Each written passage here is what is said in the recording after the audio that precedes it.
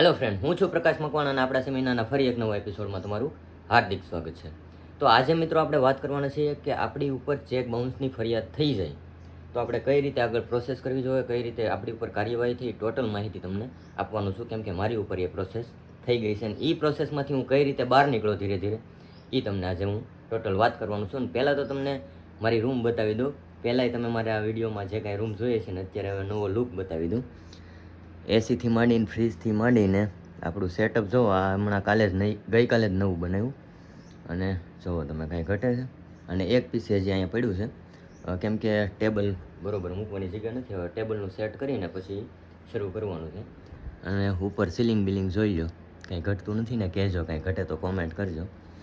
અને બીજી વસ્તુ કે જીવનમાં પૈસા કમાવા કે મહેનત કરીને આગળ વધવું શું કામ જરૂરી છે એ તમને બધું કહી દઉં.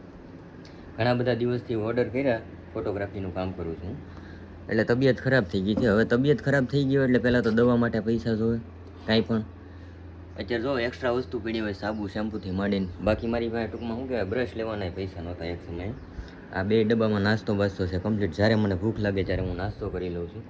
અને બાકી તો ઠંડુ ગરમ વાતાવરણ આપણને જેવું અનુકૂળ લાગે એવું આપણે કરી શકીએ છીએ. અને ખૂબ મજા આવે છે ટૂંકમાં જીવન જીવવાની. કેમ કે હું જે મહેનત કરીને આગળ આવ્યો એના લીધે. બાકી તો જે મેં મહેનત કરીને ભેગું કર્યું હતું એ ખોવાઈ ગયું હતું. જો એનો ને એનો અફસોસ કર્યો હોત કે ભાઈ હવે હું કરું ને કેમ કરું ને આગળ પાછળ કેમ થાય ને શું થાય ને, પણ એ બધા વિચારો મને 1-1.5 વર્ષ કે 2 વર્ષ સુધી આવ્યા. પછી એ બધું ભૂલીને મેં એક જીવનમાં સંકલ્પ કર્યો કે ભાઈ નહીં, હવે આગળ વધવાનું છે બધું ભૂલીને. અત્યારે નેટના રાઉટરથી માંડીને ટોટલ સુવિધા આપણી પાસે છે ઘરે. ટૂંકમાં રૂમની બહાર ન આપણે ક્યાંય જઈએ ને અને આઈને મહેનત કરીએ ને તો આપણે એને પૈસા કમાઈએ છીએ ને જીવનમાં આગળ વધીએ છીએ. બધુંય તમે જોઈ શકો છો, એમાં કાંઈ ઘટે નહીં. એટલે વ્યવસ્થિત મારા પ્રમાણમાં મેં સેટઅપ ઊભું કર્યું છે. જો બાકી નગર અહીંયા મારે અહીંયા 2 આલ્બમ કોઈ દિવસ ઓફિસે કે સ્ટુડિયોએ કે કાંઈ પડ્યા ન રહેતા, કસ્ટમરને તરત આપી દેતો. પણ અત્યારે ઘણા બધા મિત્રોના સાથ સહકારથી ઘણું બધું હું આગળ વધી શકું છું. ને તમામ મિત્રો વિશ્વાસપાત્ર, મને જે કોઈ કસ્ટમરો મળે છે ને એ વિશ્વાસપાત્ર હોય છે ને સોશિયલ મીડિયાના માધ્યમથી જ મળે છે.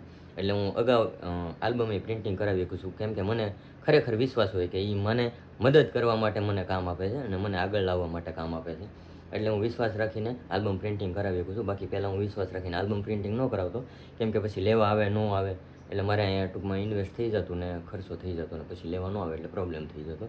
અને હવે તમને ચેક બાઉન્સની વાત કરું તો ચેક બાઉન્સની ફરિયાદ થઈ જાય એટલે પહેલાં તો આપણી ઉપર નોટિસો આવે. નોટિસોના તો હું રિપ્લાય ન આપતો. એટલે મારી ઉપર જે કાંઈ બેલેબલ વોરંટ આવ્યો, એટલે કે જામીનપાત્ર વોરંટ કહેવાય એને.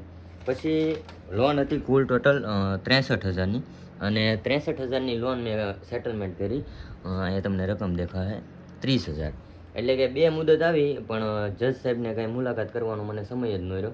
કેમ કે મને પહેલાં તો જામીન ભરવાનું કીધું. પહેલી મુદતે ગયો એટલે જામીન ભરવાનું કીધું. જામીન ભરવાનું કીધું એટલે જામીન મેં ભર્યા. અને બીજી મુદતે ગયો તો સાહેબ રજા ઉપર હતા. ત્રીજી મુદતે મેં જે કાંઈ ઓર્ડર કર્યા મેરેજ ફંક્શન, એમાંથી મારી પાસે બજેટ થઈ ગયું એટલે મેં ડાયરેક્ટ ફોન કરીને બેંકમાં સેટલમેન્ટ કરી નાખ્યું. અને સેટલમેન્ટ લેટર જો આવો આવે, આ સેટલમેન્ટ લેટર કહેવાય. જે તમે પૈસા ભરી જાઓ પછી તમને આવો સેટલમેન્ટ લેટર આવે અને પછી આ તમને લોન ક્લોઝરનું લેટર આવે ઘરે ડાયરેક્ટ ટપાલમાં, જે તમે લોન ક્લોઝ કરાવી હોય ને એમ. હવે આ તમે અહીંયા ડાયરેક્ટ કોર્ટમાં રજૂ કરી દો એટલે તમારો જે કાંઈ કેસ હોય એ પૂરો થઈ જાય. That's all, matter close. એટલે બહુ કોઈ લાંબી પ્રોસેસ નથી ચેક બાઉન્સમાં. તમે જે રકમ લીધી છે એ રકમનું સેટલમેન્ટ કરીને રકમ ભરી દેવાની છે. અને જો એકારે તમે ન ભરી શકો તો કટકે ભરી શકો. તમે અહીંયા રજૂઆત કરી શકો કે આવી મારી પોઝિશન છે, મારે પૈસા ભરવાના છે, હું ના નથી પાડતો, પણ આ રીતે થોડાક કટકે ધીરે ધીરે હું ભરી દઈએ. એટલે કે જે પ્રમાણે આપણે હપ્તે ધીરે ધીરે ભરી દેવાના છે. અને એ ક્યારે જ ભરી શકાય જ્યારે આપણે કાંઈ પણ કામ કરવાની ગણતરી હોય, આગળ આવવાની ગણતરી હોય, કંઈક કરી બતાવવાની ગણતરી હોય જીવનમાં ત્યારે. અત્યારે જો ઇન્વર્ટરથી માંડીને આપણા ઘરે બધું છે. લાઇટ કદાચ વહી જાય તો આપણે ટૂંકમાં દુઃખી ન થાય. એ ક્યારે આ બધું થાય? જ્યારે જીવનમાં મહેનત કરીને આગળ વધવાની અંદરથી ઈચ્છા જાગે ને ત્યારે. બાકી જો માઈ કાંગલાની જેમ હવે હું શું કરું કેમ કરું તો ભાઈ બધું કાંઈ થાય નહીં જીવનમાં. બહુ બધી મહેનત કરવી પડે, બહુ બધું સહન કરવું પડે ને બહુ બધું જાતું કરવું પડે. આ સબ્જેક્ટ હવે મારો કોમન થઈ ગયો છે બધા વિડીયોમાં. પહેલાં હું એમ કહેતો જ્યાં આપણે પૂગ્યા છીએ દેવું થઈ ગયું, ત્યાં આપણે અટકી જવાનું છે. અને હવે આ બીજો ટોપિક, બહુ બધું સહન કરવું પડે, બહુ બધું જાતું કરવું પડે અને ટૂંકમાં ઘણું બધું કરવું પડે, મહેનત કરવી પડે. એમને બધું કાંઈ થાય નહીં. ટાટ તડકો સહન કરવું પડે, ઘણું બધું સહન કરવું પડે. બસ તો બીજું તો આ વિડીયોમાં કાંઈ કહેવાનું નથી. અને જે રીતે તમે બધા મને સાથ સહકાર આપો છો એ રીતે સાથ સહકાર આપતા રહેજો. ભારત માતા કી જય.